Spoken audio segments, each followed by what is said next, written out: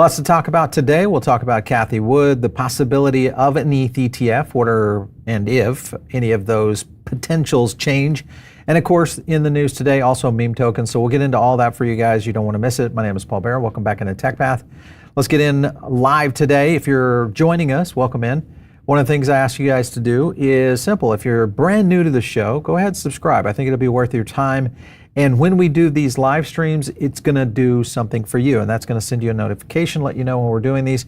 In some cases, you can catch some of these early trends that we track here on our research team. So make sure and do that. Of course, I want to thank our sponsor today, and that is Fairdesk. If you guys are looking at getting into some smooth trading, accurate copy trading, you can also do this over on Fairdesk. One thing about Fairdesk, this is a non-KYC platform, so you guys in the United States can go in and get some leverage in there, and lots of trading pairs available. As you can see, a lot of futures to go into. Use our link. It's going to give you some additional discounts, of course, and it helps the channel. So take a look at it, see if it works for you guys.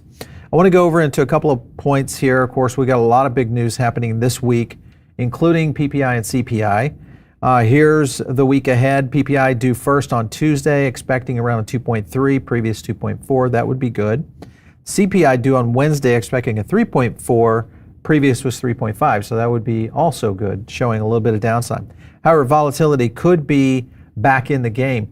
If we see a potential CPI number that comes in a little hotter, then we will continue to see, I think, more pressure from the Fed, and also an elongated time of rates higher for longer, meaning do we even get a rate cut in 2024? All of that is really depending on some of the data that's going to be happening over the next 2 months.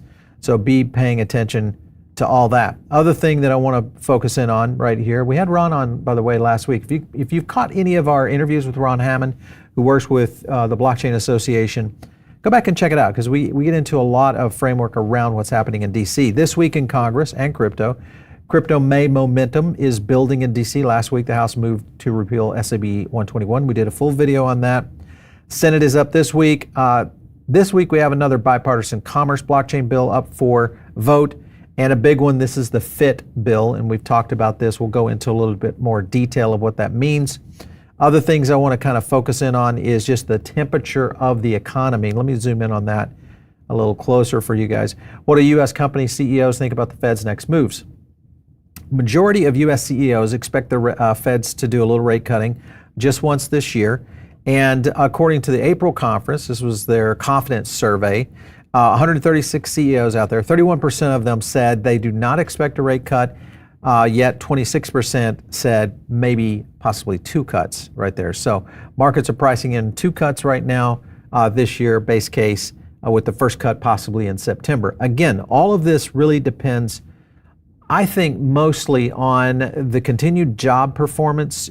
If we don't see this, maybe the issue of even more job loss, and when you look at jobless claims and the increase that we had in this last report, if that continues through the summer, this could get a little dangerous for the Fed, to where they might be in a quandary here of possibly stagflation coming in on them, meaning high inflation and also job loss at the same time. So some very interesting positions right now. I want to go to a clip real quick, because this kind of talks a little bit about what is happening within the market itself and if there is some momentum. Take a look. We're thinking higher for longer, and maybe even a, some people say no, but I think a cut or a hike could be in the car. It's not a 0% chance, Cathie. So what happened momentum-wise? Well, there is short-term upside momentum on the back of the pullback, right? So we saw about a 6% downdraft for the S&P 500, and now a 6% or so rebound. And that puts us back to square one. So the market now is at a proving ground in terms of short-term resistance.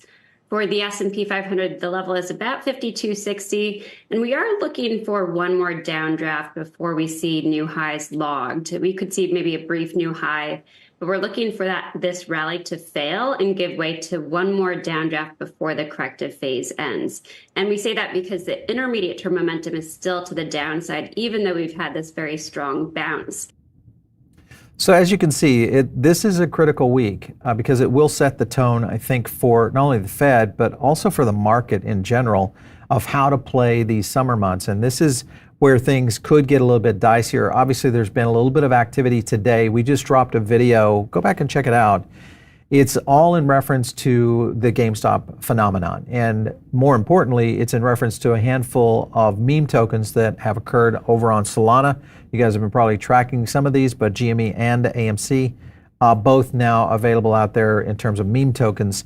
Those in themselves, and we'll get into that if you have some questions, drop some in the sideline. We'll try to get to as many of those. But the point is that could this be a marker in the market right now for a precursor to a bull run? Now, we all know, 2021, if you look back, and especially if you look back at the history of Doge, there was a lot of indicators that were playing out in that first few months of 2021 when we saw that first run on Bitcoin before we saw its all-time high. So could this be repeating itself?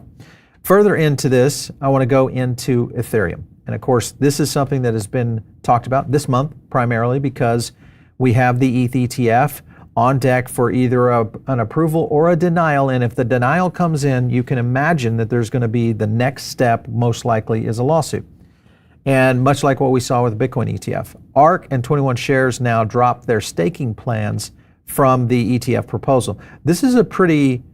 I think this is a pretty big move by ARK, and a couple of points that they make here. Let me kind of zoom in on that article for you guys. The last filing removes the relevant section, but it maintains broader comments, including losses due to slashing penalties, temporarily inaccessible funds during bonding and unbonding. A few things here that are still in play. The update may also be an effort to refine the application process and that feedback scenario that plays into it with the SEC. All of this is despite the absence of the official comments, meaning we haven't seen the SEC come in and say, yeah, we're going to deny all this. Balchunas here, of course, one of the lead analysts over at Bloomberg, he says that change could be a last-ditch effort, strategic move to limit the information available for the SEC to a base potential rejection. That itself, I would agree with. I think that is a play that maybe ARK is making here. And I think it's a good play for ARK in the essence that it could set them up in the right position regardless of what happens this month. But most likely a denial is going to come in, and that most likely will lead to next steps, which is going to be most likely, some legal action. So here is Vandepop talking about past weeks. We've seen institutions starting to build positions on Bitcoin. We've talked about it quite a bit here on the show. It means we're getting into the next phase of adoption, institutions and governments, but also means that we're at the start of a cycle. What does that cycle mean? Many people have argued that there's not been much movement on Ethereum. In fact, ETH has been somewhat lethargic. So is this the indicator, precursor to Ethereum starting to make a move in the run? I still feel like if the denial comes in, ETH will take a little bit longer, and it will take some more consistent macro data to really push ETH into the next potential zone for, granted, it's still trading excellent, but overall, we haven't seen the kind of numbers, even from Bitcoin, that we've seen. So Bitcoin bottomed at 56. Bitcoin price chart hints a breakout within the next few days. Couple of points within the article. I won't go into the charts itself, but nearly reset some of the technical indicators. This includes the moving average and the divergence, the MACD. Other things that played out or are playing out within this is Bitcoin's price action tightly bound with a narrowing trading range, meaning we've seen these angles, and also whether or not we can resist another inflation move and Chair Powell being somewhat bearish versus somewhat dovish, like what he was in the last FOMC meeting. All of that could be playing into a very unique time going forward. So if 56K was not the bottom, the current pullback will have officially equaled to the longest retrace in this cycle at 63 days. That would be kind of different in terms of looking at previous cycles. So you kind of have to look at some of these things, whether you follow the charts or you don't. One of the things you do have to consider is all this macro pressure that continues on the market. But what we're seeing in the market itself is still, I don't know, there are some elements here that still have that component that could we see retail pushing in? And if you look at a couple of factors here, and this is something that came out over the weekend, is just the loss of the amount of savings that have happened over the last couple of years, meaning consumers, retail, have pretty much vacated all the savings. So what does that mean? Are they willing to go back into risky assets, or that's a call? Because if they're willing to go back into risky assets because they feel like, listen, I've got to do something to kind of recorrect my position, could it be the entry of retail coming back in? Here's a couple other points right here on Balchunas. He's talking about notable on the sheer number of holders that each of these funds have so far. IBIT is up around 250. That's bonkers for first quarter. But you also have got Fidelity holding at about 136 holders. You know, look here, iShares, not that many, 42. So maybe that is another factor. They need another revenue center for what's happening over at ARK. Could be the point. I want to get into another clip real quick.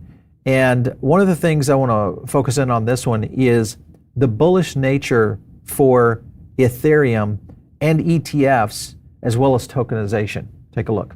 Tokenization. You were early in on tokenization. Tell us where you're using it, how you're using it, why it works. So first of all, I am a huge fan of blockchain and the technology. And we had the first SEC-approved money market fund, a 40 Act mutual fund.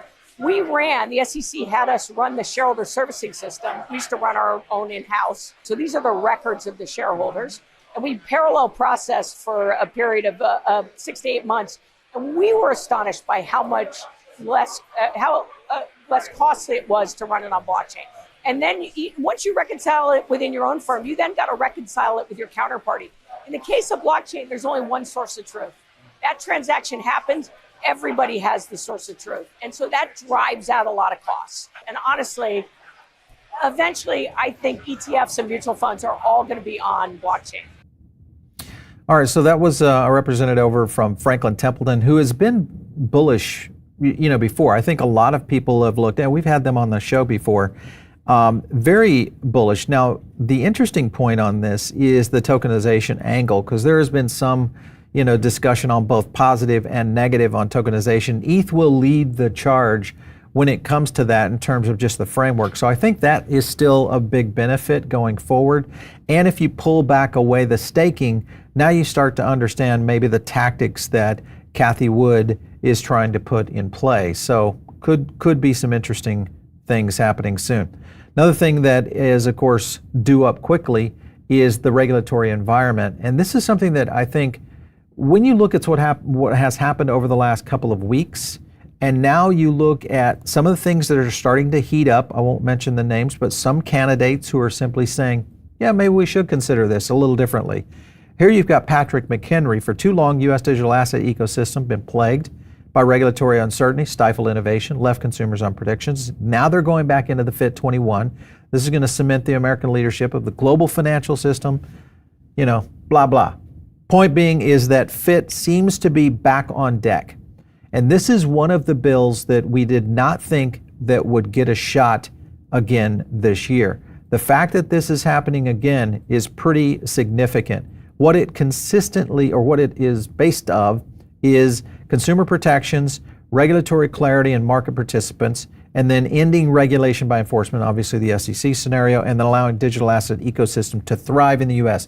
Mainly what they're saying is, let's keep all this innovation here, let's open this up in terms of an opportunity, get some regulatory framework around it. It's a pretty in-depth bill, and has been one that has been outlined before. In fact, we've done some pretty in-depth reporting on all of this. If you go back and look at some of our playlist on the congressional hearings, go back and watch those, because there's some really good stuff in there, both from the lawmakers as well as our analysis on where this is going. I'm a little bit surprised on this, but I think where all of this stems from, I hate to say it, really is the movement from Trump. He, of course, has started to spin a little bit more positive. I mean, he's got Ramaswamy in his ear. He's a very pro-crypto, pro-blockchain person.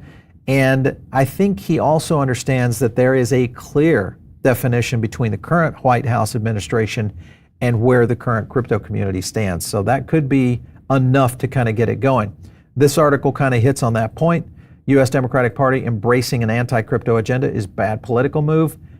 This, of course, is talking about Coinmetrics founder. A couple of points in here. argued that Dems' approach cryptocurrency regulation could be a political misstep, alienating a significant portion of the electorate without achieving any substantial policy objectives. And I think really all they have to do, and I say this almost tongue in cheek, all they have to do is say they're going to do something, and most likely people will, funnel in and dovetail behind them in terms of supporting that candidacy. I think that's a big deal. But at the same time, you look at what's happening on the floor in the House. You've got reversal of SAB 121. That was the guidance he believes could have had an alignment with Democratic's goals on major banks to custody cryptocurrency. This is another thing. Whether you like that or you don't like that situation, go back and watch our SAB 121 bill video, because it talks a little bit more about what it is, why it's important, why it could be good, and also could be bad for crypto. There's two factors there. But it does facilitate more oversight. All of this still good. And I think the key here is just to get the ball moving. Even if they don't really get it locked in, the idea is to keep the innovation here in the United States and also get retail investors like you and I at least somewhat subsided during this next election. So a lot of head games will be played out there. He also cited a study showing about 19% of American voters own some form of cryptocurrency. That's a pretty significant number. Definitely could swing some of these states for sure. So last up here, positioning cryptocurrency regulation, pivotal issue. Dems might inadvertently ensure that crypto-related funding becomes a major factor in political campaigning. And he also concluded that the Dems have mistakenly turned cryptocurrency in a contentious campaign issue, which I would agree there, because mostly what we've seen from Elizabeth Warren has been attacking people like us, saying we're just bad people. So I think that in itself also gets back into the psyche of the American voter, and that brings in, of course, President Trump, currently in the race, and of course he's now voiced his support. And if you guys didn't see that video, it was, it was a pretty good video. I won't play the whole thing. Yeah, with the goggles on. A lot of the smartest people in crypto are moving their businesses out of the US because they're scared of the US's regulations. Because of the hostility. Correct. Yeah, crypto is moving out of the US because of hostility toward crypto. Correct. So what are you going to do to stop it? Well, we'll stop it because I don't want that. I don't want that. All right. So if this is, because Trump, you never know how it's going with him. He's like, it kind of moves with one and then to the next, whatever's hot for the market and also for the Trump base itself. But he is most likely going to be picking up a lot of people in general that might be in the Kennedy camp or maybe on the Dem camp that could be looking at this simply on the idea of innovation. So still a lot happening out there overall. This is kind of interesting. This, of course, is Hayden over from Uniswap. Hillary campaigning red states instead of swing states. That was a miscalculation. This is kind of similar to what might be happening in the Biden camp. If this could be another miscalculation where they just are not thinking that crypto is that important. So not much time for Biden to save it. Anyone close to him or the Dem leadership could be expressing how serious. Here's my question to you guys. Do you think we'll see Biden pivot? Could he pivot, even if he doesn't do anything, just simply say, maybe we're wrong about this. Maybe innovation needs to happen here in the U.S. and we should rethink our crypto or blockchain strategy going forward. That would be a big twist and a plot twist that would be one for the books. I want to go to another clip here. This is kind of interesting as well because it starts to get into what the CFTC is doing. Watch this. Mr. Chairman, why the need to do this, essentially to say that the outcome of a political contest such as an election should not be listed for trading or accepted for clearing? Why is that the case? David, thanks for having me. You said it right there. We've seen an exponential growth in the listing of these event contracts, and specifically ones around elections. The bottom line is, with election integrity on the line, with questions about election integrity and the way news travels these days, I don't think we have any room for error when it comes to listing election contracts on financial markets. We don't want to commoditize elections. This puts the CFTC in a very uncomfortable position of being an election cop, thing I've said many, many times for over many years at this point. I don't think that's what Congress intended, and we're just moving forward with a rule at this point that is pretty consistent with our position over the past decade, if not more, about how we view election event contracts, both gaming and, more importantly, not in the public interest. So it's interesting because of how the CFTC is looking at these kind of contracts that you could go out and basically it's betting on elections. And if they do put a requirement or a restraint on that, I mean, what else would be next? I mean, because that's kind of the line that's in the sand that could start to play into this. The reason I mentioned this and the reason we brought this up is you have to remember, if a lot of these tokens fall in and out of the securities realm, meaning the SEC, guess where they fall? Most likely they're going to fall in the commodities realm, which is governed and mandated and, of course, enforced by the CFTC. That's Rustin Benham, so the guy that was just on. So we have to kind of be careful about wondering what's going to happen if that does occur. If they get a little bit more heated on crypto regulation because it is a commodity, we could see some of those kind of scenarios that would be brought up from the CFTC. I want to go to another clip from him. This is talking about tech disruption and consumer appetite. Listen in. It's technology disruption. It's consumer appetite and consumer preference shifting. We saw this obviously with GameStop, Reddit. We saw a lot of appetite increase in the futures market back 4 years ago in 2020. There's just an increase in the demand for exposure to financial products.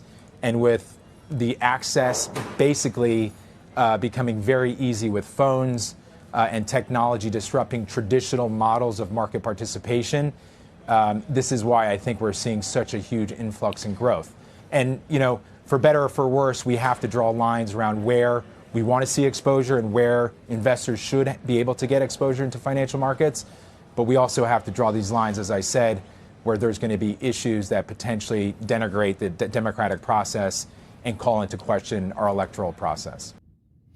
This all means that it's just more regulation on the open trading markets. And remember, and this is happening today right now with GameStop and AMC, they're halting trading left and right. We just did a video on that. Go watch it because it breaks all of this down. But then there's also some unique connectors between the security side of this and the crypto side of this, because you've got meme tokens, both GameStop and AMC, that are 24/7, fully liquid. There's no halting of markets.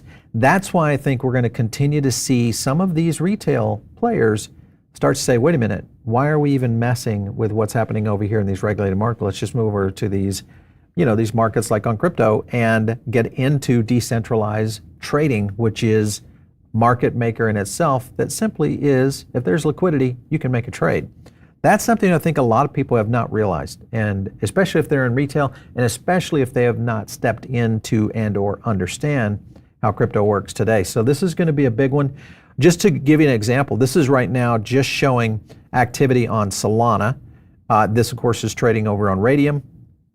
We're on DEX tools right now, but I'm looking at the GameStop meme token. Like I said, we just did a video on this. I mean, look at the movement on this just in the this is on the 30-minute right now, so you can kind of see the potential of growth here. Let's see where we were early this morning, even to where it is right now, almost 2,000%. So, of course, this is all happening because of what is happening with Roaring Kitty. And most of this, I think, again, gets back into the mindset. It's the mindset and the psyche of traders. And very similar things happened in 2021 with Dogecoin. Could this be another cycle where we see a breakout meme coin lead the way into a Bitcoin and regular altcoin bull run? I don't know. You guys let me know. Drop some comments over there. I want to go over to our, do we have a poll today? Yeah, let's go to the poll real quick, and then we'll look at some tokens too. All right, what do we have? Most likely trigger a mega bull run ETH ETF if approved in May, 40%. I would agree with that. And then Powell is the next one, hinting a rate cut. Well, the only way that Powell is going to hint a rate cut is if that inflation number is starting to retrace and the jobs numbers are still pressuring. If those things are still happening, then okay.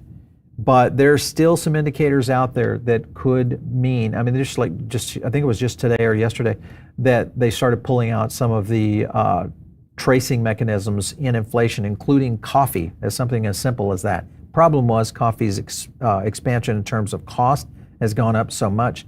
So there's a lot there that could be manipulated in terms of that rate. We'll watch that and see. Let's get over to some questions real quick. Let me pull up the charts too, because I'm sure you guys are going to have some questions on things going out. What do we have here? Chris says Pepe coin going at it for sure. I think it's one of the big winners of the day. I had it up earlier. Yeah, right there. I mean, this thing is now all-time high coming in, and it's wicking out right now. So that's a big one too. So pretty interesting there. Go to my chart. Yeah, just to give you guys a quick look. Do I like it? I'm not in Pepe. It's just, but I do like meme coins. I think this is just one of the natural evolutions of crypto in general. But anyway, Paul, render on charts looks solid. Do you think it'll make an all-time high? Let's go up and look at render real quick and see. If you guys don't track our market sentiment index, render is one of the core projects that we do track. It has been on the move here quite a bit for the last week or 10 days. So not bad, coming in from around 730, still now trading back in at around 1125. So if some of you guys went on a short or a long on this and recently just got in, kudos to you. ETF, forget about that. I'm agreeing with you, Andy. I'm a little bit on that 0% for May on the ETH ETF. I still feel like that is going to be a tough one. Vote Biden if you want to buy crypto on the cheap. That may be very well the case. Tom Crown in the comments. Thanks a lot, Tom. Haven. Paul, are you looking? Are you looking great to have been working out preparing the bull run? Sleep that much? Yeah, for sure. Yeah, I'm doing great. Everything's fine. You're right, though. We are going to be moving fast and furious. A lot more live streams. Quite a bit more research. So if you're not following us over on the Substack or on just Paul Barron Network, go there. Get in that diamond circle. That's the best way, because we'll do our daily drops, sometimes twice a day for email, so it keeps kind of up to date. And if you want to really kind of get amped up, you can get into our private groups, which is our mastermind group. Check that out. You'll see what I'm talking about when you go over to the website. Go Gala Music, not for me. Just not one that we've been tracking. GME saga started in January 21. Yeah, we were mentioning that. You know what else happened in 21? Yes, Doge, and then of course a bull run. Yeah, all that happened early spring of 2021. Why people care that Cathie Wood says she's been one of the worst investors. I don't know about that. I mean, she's had a good days and a bad days. She's been moving, I think, still on innovation. Some of the stocks, I will agree, have not moved as well. She's also one of those thought leaders that I think is a little too early in markets. I mean, the markets have to mature a little bit. Even if you look at EVs, I mean, I think she was a little too early, even if you love Tesla. Would love to ask Cathie's thoughts on an XRP ETF. Hey, listen, if Bitcoin gets back down a little bit, you guys probably know, we've talked a little bit about Root Network, and you probably know that there's an XRP stablecoin coming. So I'm just going to say, be aware of what's happening in that ecosystem. Could be some interesting stuff. All right, if you guys are not subscribed, you think in the real bull run in 2025? Two factors have to come into this, Samuel. First is we have to see the inflation numbers in a position that is real, meaning downward trend. Has to be there. It can't have this up and down. And once that is done and the Fed feels as though they've achieved their accomplished goal, which is getting close to that 2%, if that occurs, wherever that occurs in the cycle here, whether it's in the midsummer to early fall, bull run ensues. It will, because the market will get heated, risk assets will become heated, and then we'll just see the cycle in its normal function. All that granted, we're not dealing with something on a global macro event level, which would be like a war or something of that nature. So you have to think about those things. As I said, make sure and follow us out there on X. It's just @PaulBarron. Very simple. If you're not in the Diamond Circle, get in now. We'll catch you next time right here on TechPath.